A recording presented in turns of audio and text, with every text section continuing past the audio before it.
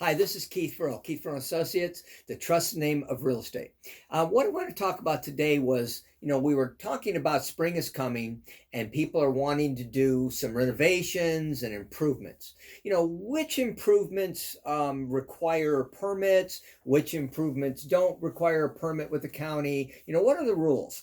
Well, first of all, we're not attorneys and we're not necessarily in your particular county. So each county is going to have its own rules, its own ordinances, and so will your homeowner association. So it starts there, what they allow you to do and not do.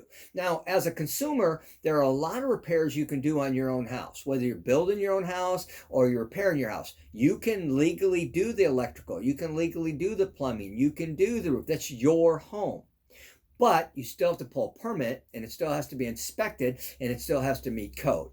So that's the first step. Now, let's say we're going to paint something. Well, typically you don't need any permission unless it's HOA. If you're going to add on to your deck and all you're going to do is put rails and you're not changing the footprint, probably not much more you can do is just buy the wood and fix it. But if you're going to change the footprint, or if you're going to affect the side yards, or you're going to affect these kind of things where you could affect your neighbor, or you could affect the use of it, or if it's structural, anything that's structural has to have permit. And anything that would be like you tear out a floor to put in a new toilet. Well, if you tear out a floor to put in a new pipe, well, that would have to require permits because they'd have to make sure the sewage drain outside was big enough, and you'd have to pay the taps, and you'd have to do those kind of things. Now, let's say you're going to hire people to do this work.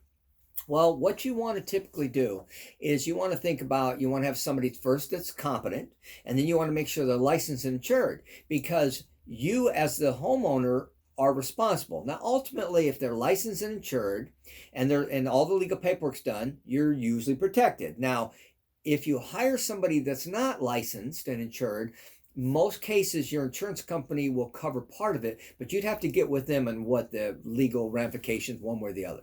Now, we say, okay, should I do a renovation?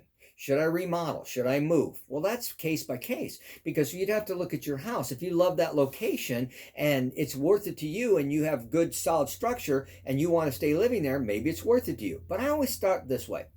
Let's use $100,000 for a price. If you had $100,000 and if you put $40,000 worth of upgrades or renovations in it, are you going to have a home worth 160, 170 where you got effort, or at least 140, but you got some effort for the time, 160, 170, or are you just going to have the nicest $100,000 home in the neighborhood or in the planet?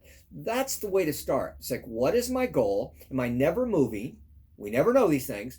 And then you look backwards. Now, each renovation has different value, and if a house is older and needs some love, then it won't necessarily give you much more value, but it may make it sell faster. And some of the things I tell people, some items when we do in a house make it sell faster, and some items increase value. That's a case-by-case scenario, and you need a professional realtor to help you analyze that and walk through that process. And we'd be glad to help you with that. We have many years experience. This is Keith Furrow, the trust name of real estate. Thank you very much.